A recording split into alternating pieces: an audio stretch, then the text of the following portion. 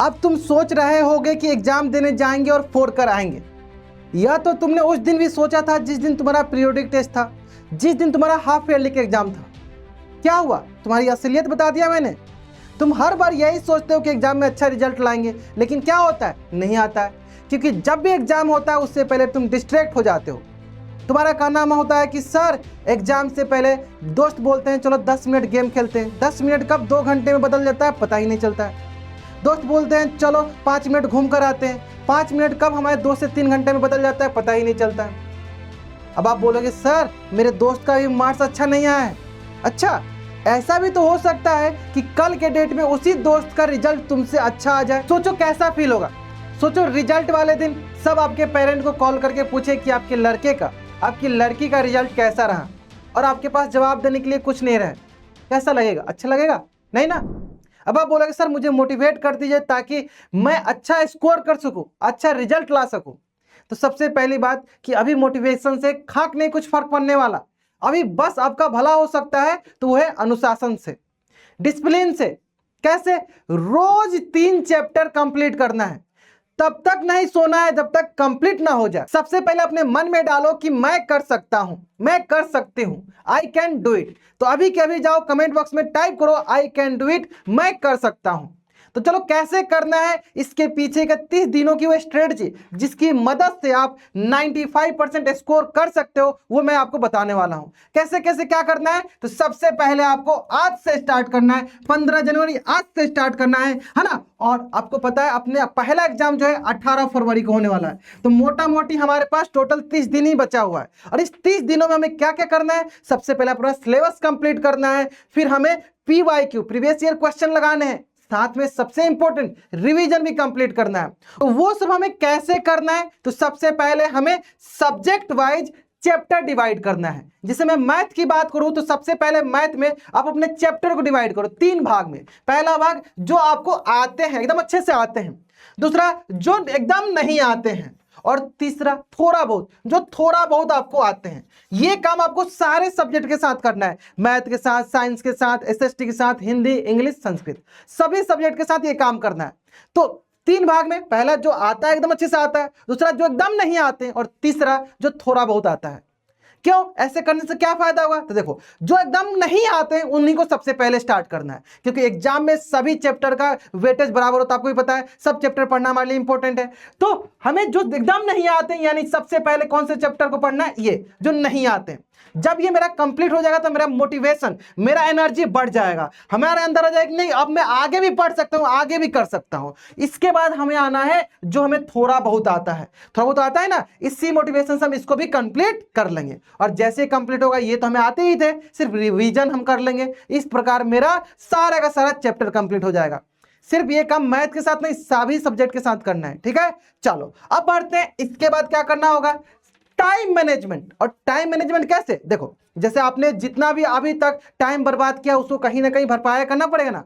तो अभी तक मान लो आप एक स्लॉट में पढ़ते थे, कभी शाम को पढ़ लिए, कभी मन किया तो रात में पढ़ लिए, कभी मन किया तो सुबह में पढ़ लिए, कभी मन किया तो दिन में पढ़ लिए। अब ऐसे करने चलने वाला नहीं है। अब आपको टाइम बांटना होगा, आपको अपना स्लॉट बांटना होगा। कम से कम 2 स्लॉट फिक्स करना होगा। 3-3 घंटे के 2 स्लॉट, यानी कम से कम एक दिन में आपको 6 घंटे तो सेल्फ स्टडी करना ही होगा। अब 2 स्लॉट कैसे बांटोगे? हो सकता है मॉर्निंग का, इवनिंग का, हो सकता है दिन में और इवनिंग में, है ना। आफ्टरनून में पढ़ लिया और इवनिंग में पढ़ लिए, हो सकता है इवनिंग में और नाइट में पढ़ लिए। किसी किसी बच्चे का होता है कि सर भोर में उठ के पढ़ते हैं, पढ़ो भोर में उठ के और दिन में पढ़ लो। 2 स्लॉट आपको फिक्स करना होगा 3-3 घंटे का। अब आप बोलोगे सर 3-3 घंटे में सिर्फ क्या मैं मैथ ही पढ़ूंगा? नहीं, आप अपने हिसाब से हर सब्जेक्ट को टाइम दे सकते हो। अपने हिसाब से देख सकते हो कि हाँ कोई सब्जेक्ट आपका कम प्रिपेयर है उसको पहले पढ़ लो, जो सब्जेक्ट थोड़ा ज्यादा प्रिपेयर है उसको थोड़ा टाइम दो। अभी आराम से क्लियर है, आराम से कर पाओगे। तो अभी सबसे पहला काम है आपका टाइम मैनेजमेंट। 2 स्लॉट बुक कर लो, 6 घंटे कम से कम होना चाहिए आपके पास प्रॉपर। आज से 30 दिन 6 घंटे आपको रेगुलर बेसिस पे सेल्फ स्टडी करना है तो करना है।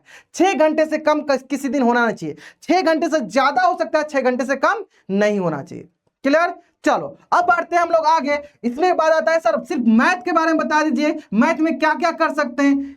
जो काम मैं मैथ के लिए बता रहा हूं यही सेम काम आपको बाकी सब्जेक्ट के लिए भी करना होगा। देखो तो मैथ में आप क्या करोगे, सबसे पहले तो ये करो कि जितने भी हमारे पास एनसीईआरटी के क्वेश्चन है, जितने भी एनसीईआरटी वाले क्वेश्चन है, क्योंकि आपको भी पता है एनसीईआरटी के अलावा जो आप एडिशनल बुक फॉलो करते हो उसमें बहुत सारे क्वेश्चन होते हैं, है ना, लेकिन आपको एक एनसीईआरटी के वजह से पता चल जाता है कि हाँ किस प्रकार के क्वेश्चन आने वाले हैं, क्योंकि पता है कि एनसीईआरटी हमारा बेस्ट बुक है। और आप बोलोगे सर एनसीईआरटी के जो इंपॉर्टेंट क्वेश्चन है, इंपॉर्टेंट कंसेप्ट है, उसे कैसे करेंगे? देखो उसके लिए हम लोगों ने स्टार्ट किया है 20 मिनट सीरीज। इसमें आपको सारे सब्जेक्ट के कंसेप्ट और सारे सब्जेक्ट के जो इंपॉर्टेंट क्वेश्चन है एनसीईआरटी वाले सब मिल जाएंगे।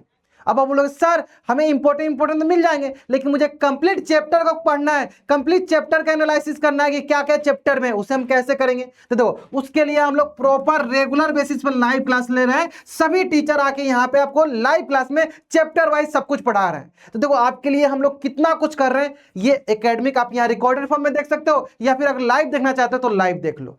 ये सब डिपेंड करता है आप पे कि आप कितना मेहनत करना चाहते हो, आप अपने आप को कितना समर्पित करना चाहते हो। अगर आप अपने आप को समर्पित कर दोगे ना तो हम लोग तो आपके लिए बहुत कुछ कर रहे हैं और बहुत कुछ करने वाले हैं टिल एग्जाम तक। अगर आप बस उतना कर दोगे ना, 95% कौन बोलता है आप स्टेट टॉपर बन जाओगे, फिक्स है। बस आपके अंदर वो जुनून होना चाहिए, आपके अंदर वो रहना चाहिए। नहीं होता है कि हाँ मुझे करके दिखाना है, मुझे एक ना एक दिन ऐसा करके दिखाना है कि बाकी लोग जो मुझे ताना दे रहे थे वही तारीफ करेंगे।